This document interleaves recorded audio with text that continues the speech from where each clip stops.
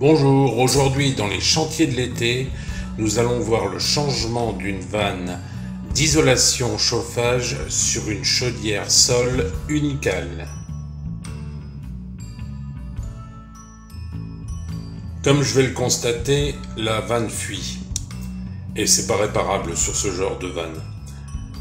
Donc je ferme la vanne, en fait je ferme les deux vannes, le retour et le départ de l'installation de chauffage, afin de vidanger la chaudière. Maintenant j'ouvre la vanne de vidange de la chaudière.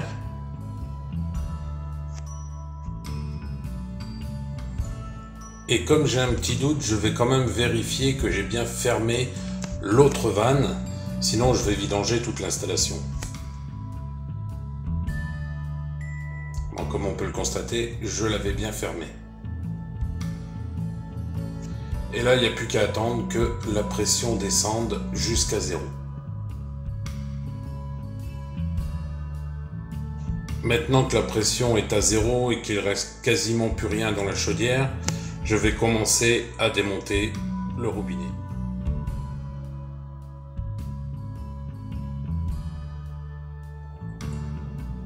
Pour commencer, je déconnecte le tuyau de sortie de chaudière, celui qui relie la vanne à la chaudière. Malgré que la chaudière a au moins 15 ans, les raccords s'en vont impeccablement. Puis je démonte l'ensemble purgeur, robinet et thé. Et là, la chance continue parce que les raccords viennent très facilement. Je n'ai plus qu'à dévisser tout doucement le raccord de la vanne, du thé et du purgeur, hein, c'est cet ensemble-là.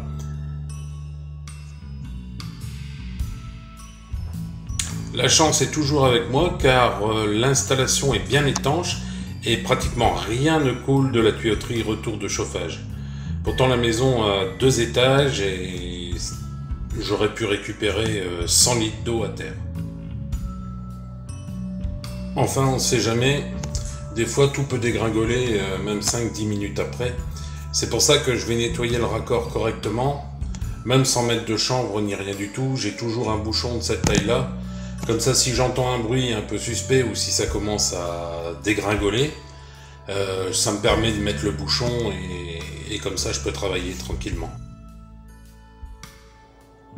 Maintenant, je vais démonter l'ancienne vanne de son support. Là, pas de pitié, il faut y aller à la brutale parce que c'est bien colmaté. Alors vous me direz, j'aurais pu changer l'ensemble, hein, la vanne, le thé en ferraille et le purgeur. Seulement, c'était une urgence au niveau dépannage et je n'avais que la vanne avec moi. Donc j'ai préféré faire comme ça. De toute manière, même si un jour il faut changer le thé ou le purgeur, maintenant que la vanne est neuve, je pourrais juste en vidangeant la chaudière faire le travail.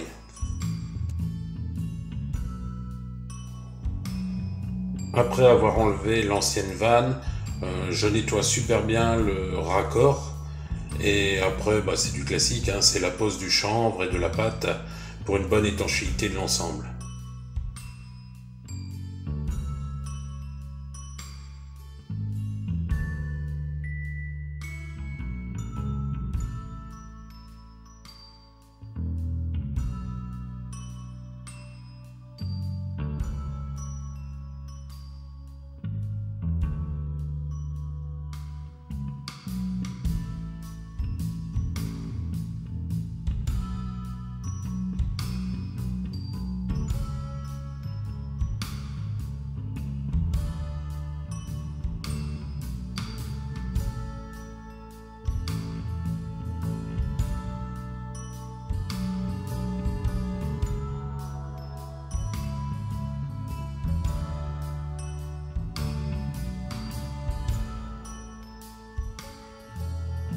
Je commence à serrer la vanne à la main jusqu'à plus pouvoir et continue à la pince en replaçant exactement la nouvelle vanne comme l'ancienne était. Ce qui permettra d'être sûr que la vanne puisse s'ouvrir et se fermer correctement sans être gênée par un autre tuyau une fois que je l'aurai replacé à sa place. Là, j'ai vérifié que je pouvais encore faire un tour au niveau de la vanne sans être bloqué par le raccord.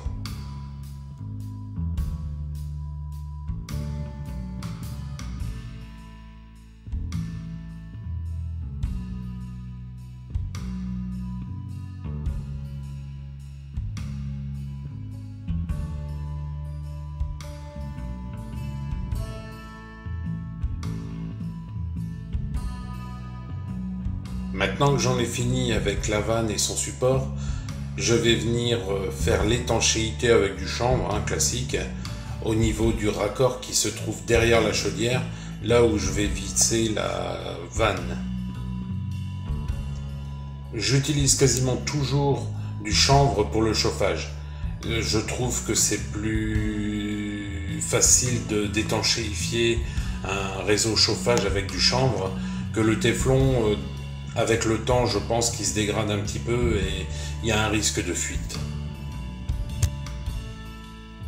Je revisse la vanne et son support au niveau du raccord que je viens d'étanchéifier. Là, il n'y a pas moyen de se tromper étant donné qu'il y a un T, donc le T doit se retrouver à peu près au même niveau que le raccord de la chaudière.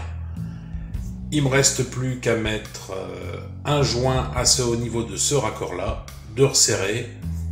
Et après, il suffit de remettre de l'eau et de vérifier que l'étanchéité de ce que je viens de faire.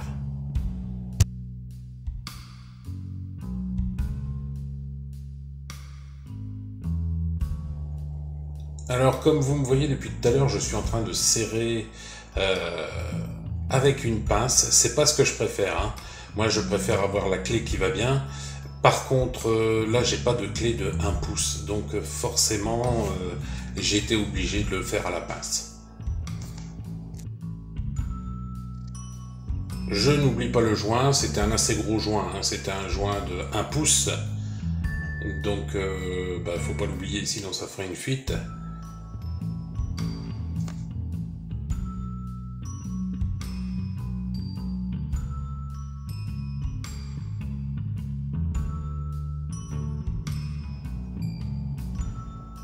Alors j'ai ouvert les 2 robinets de remplissage de la chaudière. D'ailleurs j'ai fait une vidéo sur cette chaudière, sur le remplissage de cette chaudière. Je vous mets le lien en haut. Donc là je vais attendre d'avoir à peu près 1 bar de pression pour vérifier au niveau des fuites. Maintenant je viens ouvrir le purgeur pour être sûr qu'il n'y a plus d'air dans l'installation. Le petit coup de chiffon que je viens de faire, c'est pour vraiment éliminer toute l'eau qui aurait pu rester du démontage et du remontage de l'ensemble.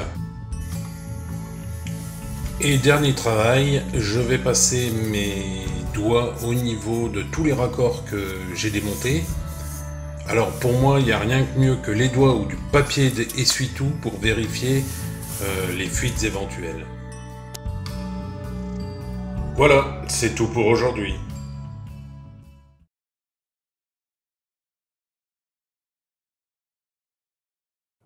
Merci d'avoir regardé la vidéo jusqu'au bout. Vous pouvez regarder l'une de ces 2 vidéos ou reprendre une vie normale.